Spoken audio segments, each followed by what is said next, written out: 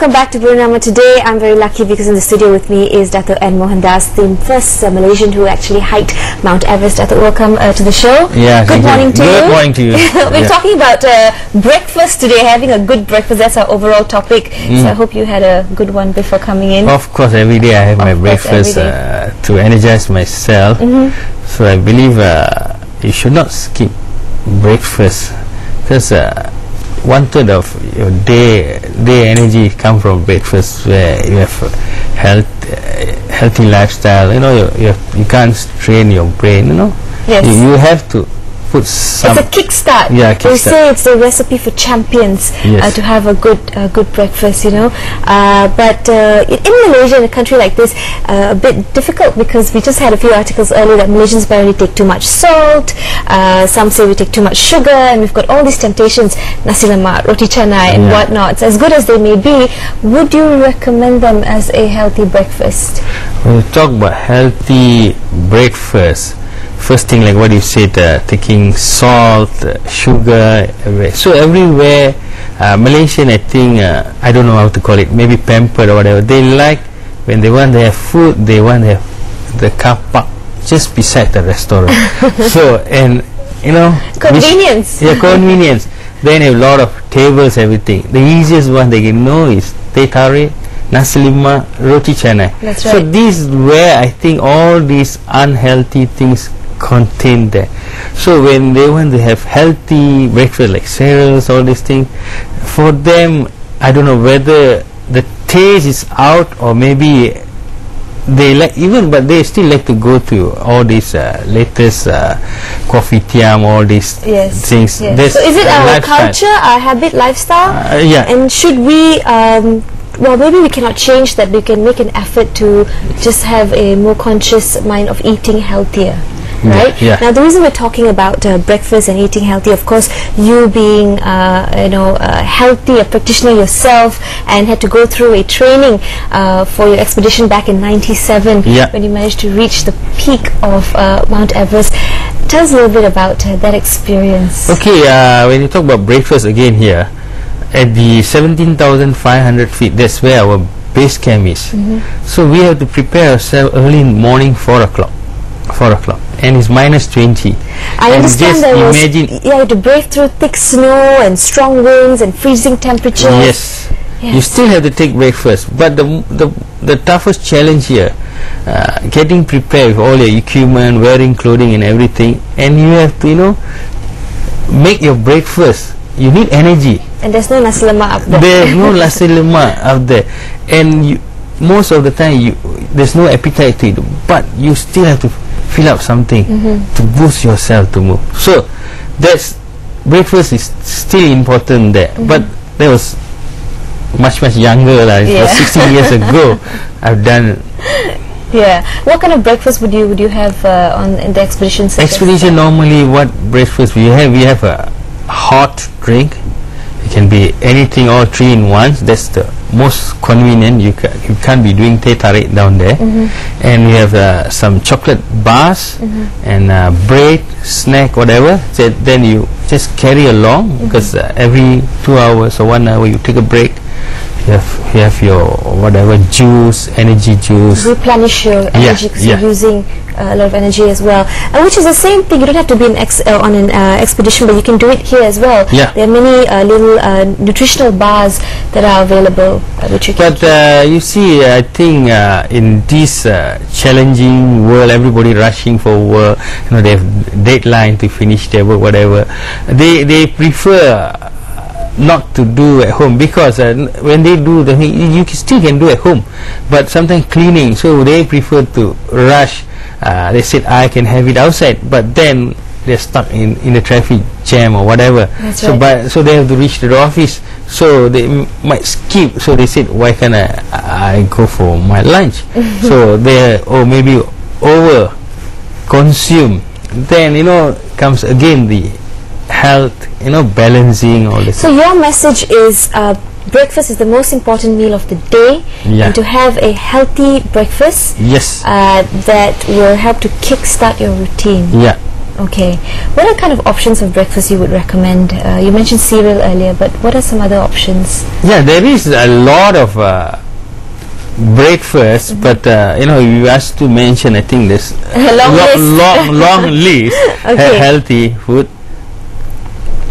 But then sometimes people, like what I say, is convenient. They prefer to go to the shops, stores where they can park the car. You know, if you see most of the place, you can see they are selling nasi lemak, whatever. You can see a lot of even in the center It's not wrong of to KL. have that either, but But most of them having 3-4 days, 3-4 times yes. in a week.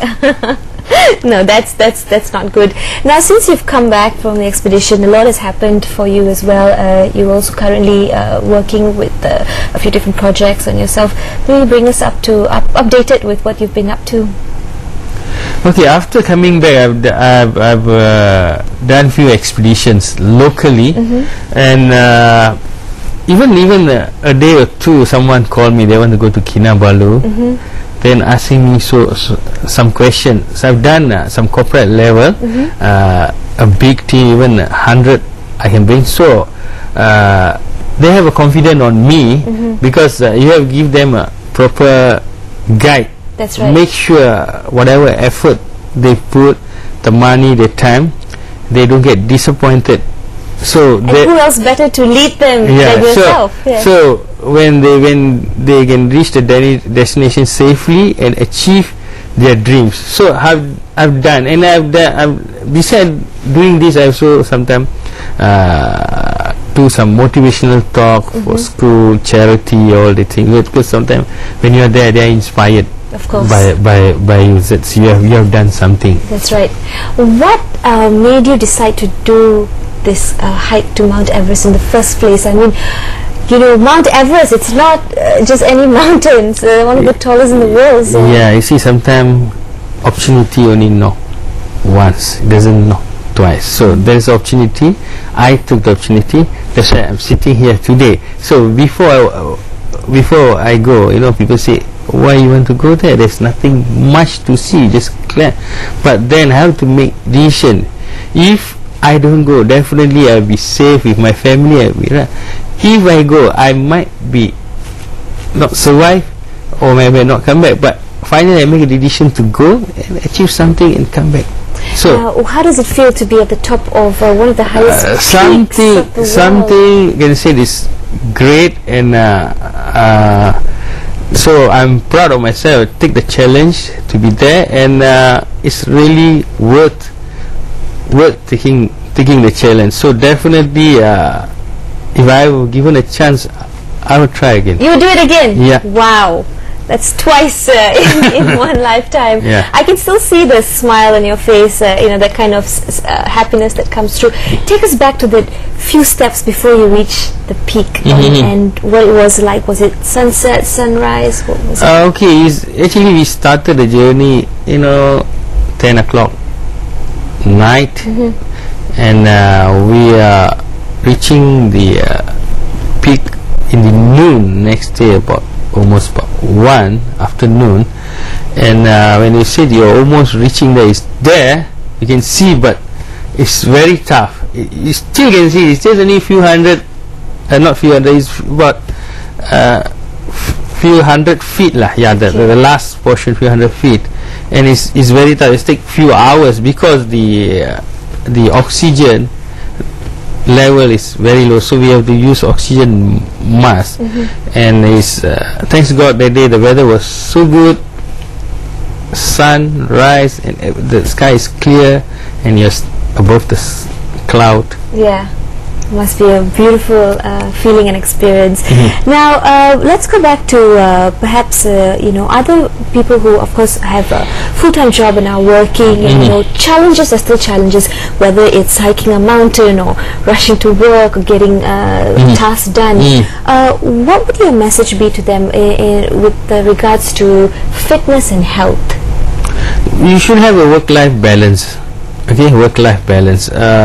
Definitely everybody says it's very difficult. I go early in the morning, I came back late night. So tomorrow I have to prepare, I have to go late night. So if life goes on there, there's nothing much we can do. You have to plan everything properly. Either you can't do it on weekdays, you still can do weekend, and some of them will come back, hey, I got a family obligation on weekend. So where you're heading to? So you should draw a line saying that I must do something. Like for me, I must go for at least 3 or 4 times jogging in a week. It's compulsory. If I don't go, I feel sick. So there's my medicine to keep myself healthy. That's right. And your gift to yourself as well in terms of health and fitness. What inspires you to come forward and to advocate such kind of habits or behavior? What makes you want to come and share with everyone and motivate them, whether if it's a breakfast movement of such? So I heard this breakfast movement, Malaysian movement day, and MILO breakfast movement. Yeah. So I feel this proper avenue for me to come and help something to support volunteer this program. And this program, I think, largely having on the 5th May. On the 5th of May, the MILO Malaysia Breakfast Day. Yes. And this is to encourage Malaysians to adopt a healthy habit of having a balanced breakfast every morning. Every morning. So I hope I will be there. Yes. And I believe others too will come and support this program, so at least we can have a healthy nation growing together. And awareness, I think, is more important, followed by a habit and a conscious effort to make sure that you're eating healthy, especially during breakfast. What about the youngsters? Okay, adults we know they juggling this, but school-going kids or kids in college, what would your advice be to them? Because not many of them may appreciate a good breakfast, or even in fact, do they even have time for a big breakfast these days? Yes, because nowadays, like what you said, the kids even come back from school, they got a tuition, then they continue again, and they have very simple breakfast, maybe a bread, whatever, that's all for the 5 days, school days. And when they go to the school canteen, I don't know how healthy is the food. That's another issue we need to address. The food available at some school canteens. I think most schools are now really making an effort to serve good, healthy food. So the best thing that the parents or whoever at home give them some healthy food to bring along to the school. But the other thing again here, even though they bring their food, when they see their friends buying at the canteen, they also prefer to buy.